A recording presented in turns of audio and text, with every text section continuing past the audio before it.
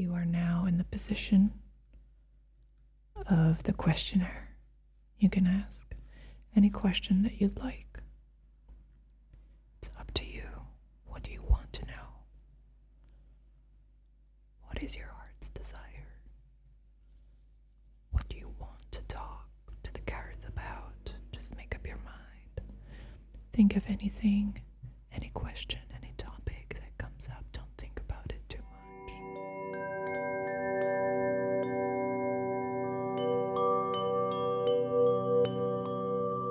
So, one thing, I'm going to be posting a little less in the upcoming months because summer is coming up. I've got my exam period coming up. As some of you know, I'm studying psychology, so that is pretty much taking up a lot of my time. And also, I've got some projects in the works for the summer, which are going to involve a lot of traveling and not being available to do readings even, so I'm not quite sure how I'm going to manage that. So anyway, I just wanted to give you a heads up that I'm going to be posting a little less frequently, but hopefully you guys are going to enjoy my videos nevertheless, and if you miss me, you can watch some of my older videos, and I'm hoping to be back full force in September. So, here we go. Welcome to this reading. You are now in the position of the questionnaire. You can ask any question that you'd like. It's up to you. What do you want to know? What is your heart's desire? What do you want to talk to the cards about? Just make up your mind. Think of anything, any question, any topic that comes up. Don't think about it too much. Just allow your subconscious to bring to the surface the one thing, the one very important, just one thing, which we're going to discuss today. So don't worry about it too much. Just let your mind wander, pick up on some subconscious cues, information. We're here for you, the cards and I. We're supporting you on this journey.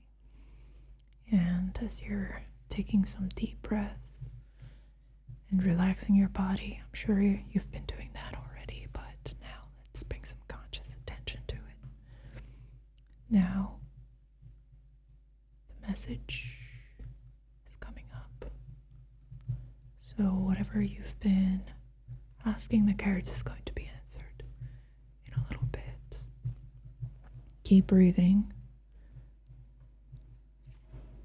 Here we go. Here's your answer. Here's your messenger, the gorgeous, handsome King of Cups. Your question is one that derives from a deep emotional source. You are here because your mind and your body and your consciousness are preparing you to take the next step, to develop beyond the maturation point that you are now at. The King of Cups is gently, and sometimes not so gently, nudging you in the direction of growth. Whenever this card shows up, you can be sure that you're learning about your own limitations. What are things that you find to be triggering? This is the question that comes up right now. So what are some of the things that you find triggering? And, in order for you to be able to answer this question thoroughly and correctly, I should maybe explain what a triggered state is. This is a word which has been in use on the internet for the last, I'd say, 10 years-ish. And it's taken on a largely pejorative connotation. So when we say that someone's triggered, we often think of them as unreasonable, as childish, as angry, and most importantly, beyond help. Now, it's important to understand here that triggered states occur in each and every one of us. We all get triggered, and when we get triggered, what happens is that our body is in a high state of arousal for whatever reason. Some kind of stimulus from our environment creates an internal physiological and psychological state that, from an evolutionary standpoint, is very adaptive, very useful, because it prepares the organism for an appropriate response to a threat which appeared out of nowhere. And so this is a mechanism, the underlying mechanism, that sort of puts the body in this state under stress conditions, which comes with a lot of physiological markers such as rapid heartbeat, sweating, difficulty breathing, very fast breathing, salivating, your pupils dilating, all of that. So what is happening when the stimulus that caused this entire reaction goes away? Let's say you got scared by a dog that barked at you out of nowhere. You didn't expect it. Now you're in a state of high arousal. Maybe you don't even particularly like dogs that much, so it's an unpleasant experience. But you continue on your path. You continue walking.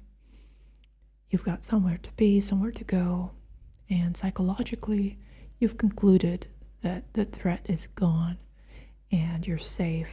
However, your body is still in that high state of arousal, and it's still holding on to that extra energy which has just been accumulated. And so in this high arousal, excited state, if you encounter another trigger, let's say your coworker smirks at you in a way which seems disrespectful, is interpreted as disrespectful or something like that, you will have a triggered reaction. So according to this theory, there's a cumulative quality to how these triggered emotional states develop. So these events, they are layered on top of one another, and psychologically or cognitively, we're able to put a pause on the experience, but on the bodily level, there's still tension, there's still stress present.